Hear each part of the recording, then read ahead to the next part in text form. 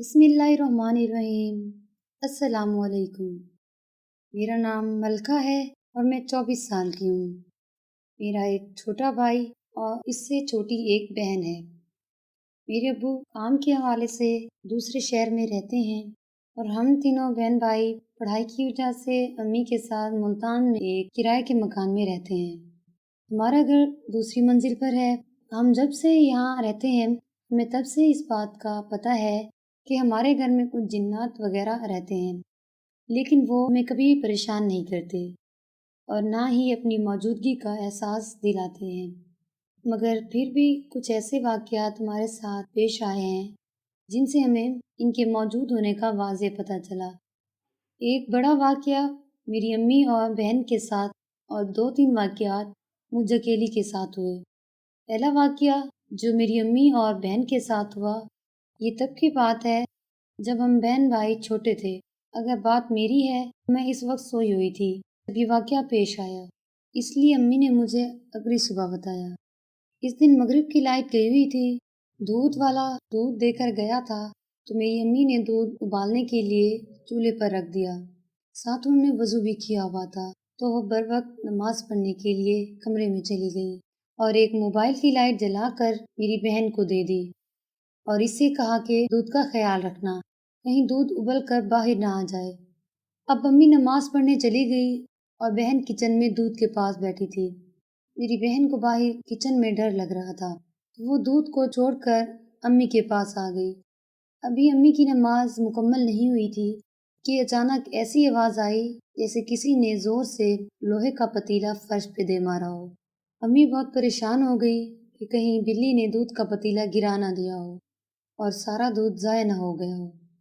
اس لیے امی نے جلدی سے نماز مکمل کی اور نماز کے فوراً بعد کچن میں گئی۔ امی نے موبائل کی لائٹ جلائی اور روشنی میں امی نے جو دیکھا کہ دودھ ابھی بھی چولہے کے اوپر تھا اور گرنے ہی والا تھا۔ امی نے چولہے کی آنچ مدھم کی اور آس پاس روشنی ڈال کر دیکھنے لگی کہ کون سا برتن گرا ہے۔ میری بہن نے بھی دیکھا۔ حیرانی کی بات یہ تھی کہ نہ کوئی برتن یا پتیلا اپنی جگہ سے ہلا ہوا تھا اور نہ ہی فرش پر کوئی چیز گری ہوئی تھی۔ اگلے دن ہم سب یہ سن کر بہت خوش ہوئے تھے کہ کسی جن نے دودھ کو ضائع ہونے سے بچا لیا تھا۔ اور اس کے بعد جو واقعہ میرے ساتھ پیش آیا تھا، میں گھر کی چھت پر ہیڈ فون لگا کر گانے سن رہی تھی۔ مجھے ہیڈ فون لگا کر گانے سننے اور چھت پر واک کرنے کا بہت شوق تھا۔ امی مجھے منع کرتی تھی کہ رات کے 10 بجے چھت پر نہ جایا کرو، لیکن میں نہیں سنتی تھی۔ اس رات بھی میں نے ان کی نہ سنی اور مجھے ڈر بھی نہیں لگتا تھا اور میں واک بھی پورا گھنٹہ کرتی تھی۔ اس رات بھی میں 11 بجے چھت پر گئی۔ میں نے 1 گھنٹہ واک کی ہوگی اور واپس نیچے آ گئی۔ اب میں جا کر سیدھا ٹی وی کے سامنے بیڈ پر بیٹھ گئی اور ٹی وی دیکھنے لگی۔ میری دائیں طرف کمرے میں آنے جانے کا دروازہ کھلا تھا۔ ابھی میں ٹی وی دیکھ ہی رہی تھی کہ مجھے اپنی آنکھوں کے سامنے دروازے کے فرش پر کوئی عکس نظر آیا۔ بند کمرے میں جھانکتے ہوئے وہ مجھے گھور رہا تھا۔ اب وہ جو بھی عکس تھا، اس کے وجود سے مجھے ایسا محسوس ہوا کہ وہ کمرے میں جھانکنے کی کوشش کر رہا ہے۔ میں نے فوراً اس طرف منہ کیا تو جو بھی عکس تھا وہ غائب ہو گیا، لیکن اس ایک لمحے میں نے جو سرسری نظر سے دیکھا تھا، اس کی شکل و صورت یا پھر یہ کہا جائے کہ اس کا جو نیا نقش تھا وہ اپنے ذہن میں تصور کر لیا تھا۔ وہ آج بھی مجھے تفصیل سے یاد ہے۔ وہ ایک پتلا کمزور سا تھا جس کے چہرے اور جسم کی ہڈیاں تک واضح تھی۔ اس کے سر کے بال نہیں تھے اور نہ کوئی لباس پہنا ہوا تھا۔ اس کی رنگت ایسی تھی جیسا گندا گریش براؤن کلر جس پر راکھ مل دی گئی ہو۔ اس کی دونوں آنکھوں کی جگہ بڑے بڑے سیاہ گڑھے تھے اور وہ فرش پر اپنے ہاتھوں پر جھک کر بیٹھا ہوا تھا، اپنا سر ٹیڑھا کر کے میری طرف جھانک رہا تھا۔ خیر مجھے کوئی بھی ڈر نہیں تھا۔ میں کھڑی ہوئی اور باہر گئی۔ اب مجھے اور بھی چیزوں کا احساس ہو رہا تھا۔ کوئی نہ کوئی چلتا ہوا دکھائی دیتا ہے یا کسی کی موجودگی کا احساس ہوتا ہے، مگر مجھے پھر بھی کوئی پرواہ نہ ہوتی۔ ایک دن امی نے مجھے برتن دھونے کے لیے بھیج دیا اور باقی فیملی دوسرے کمرے میں بیٹھ کر باتیں کر رہے تھے۔ میں کچن میں اکیلی برتن دھو رہی تھی کہ آنکھ کے کنارے سے میں نے واضح دیکھا کہ کوئی آدمی ہے جس نے سر سے پاؤں تک کالا لباس پہنا ہے اور وہ ڈائننگ روم سے ہوتا ہوا چھت کی طرف جا رہا ہے۔ اس بار میں نے جلدی سے اپنا سر اس طرف موڑا اور واضح طور پر کچھ نظر نہیں آیا۔ میں نے آرام سے برتن دھونا چھوڑے اور اپنے بابا کو اندر سے بلایا۔ جو بھی میں نے دیکھا تھا میں نے بابا کو اس بارے میں بتایا۔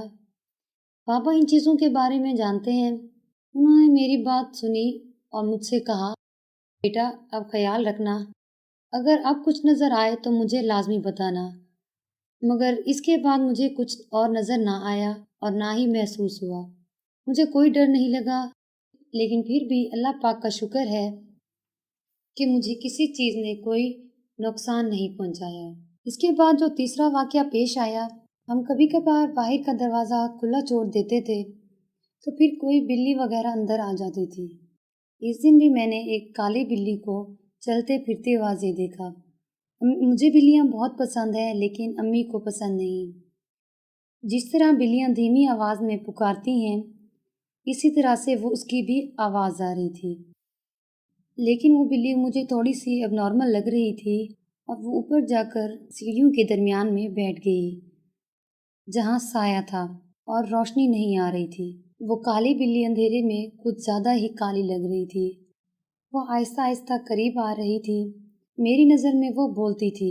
میں اس کی طرف نہیں دیکھ رہی تھی کہ وہ آرام سے چلی جائے، لیکن میں اس کی طرف بڑھ رہی تھی اور میری نظریں اس پر اٹکی ہوئی تھی۔ جب میں سیڑھیاں چڑھ کر اس کے زیادہ قریب آ رہی تھی تو وہ نیچے اترنے لگی اور میری سائڈ سے ہو کر نیچے چلی گئی۔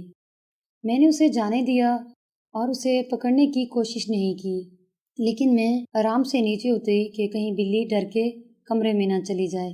وہ بلی میرے پیچھے پیچھے ڈائننگ روم میں آئی۔ میں نے اسے اندر تو آتے دیکھا، لیکن دوبارہ اس بلی کو واپس جاتے ہوئے کہیں نہ دیکھا۔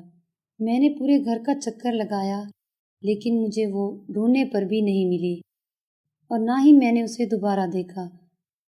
تب مجھے احساس ہوا کہ یہ کوئی جن تھا۔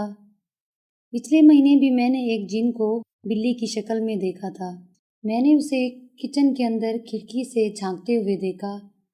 وہ ایک براؤن رنگ کی بلی تھی جو کھڑکی کے درمیان سے اندر کچن میں جھانک رہی تھی۔ جیسے ہی میں نے اسے دیکھا تو ایسا محسوس ہوا کہ وہ بلی جیسے اندر چلی گئی ہو۔ میں نے کمرے میں جا کر دیکھا اور ہر جگہ نظر دوڑائی، لیکن اندر کچھ بھی نہیں تھا۔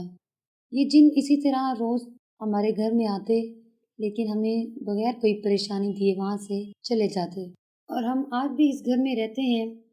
کبھی ان جنات نے ہمیں پریشان نہیں کیا اور نہ ہی ہم نے انہیں چھوڑنے کی کوشش کی۔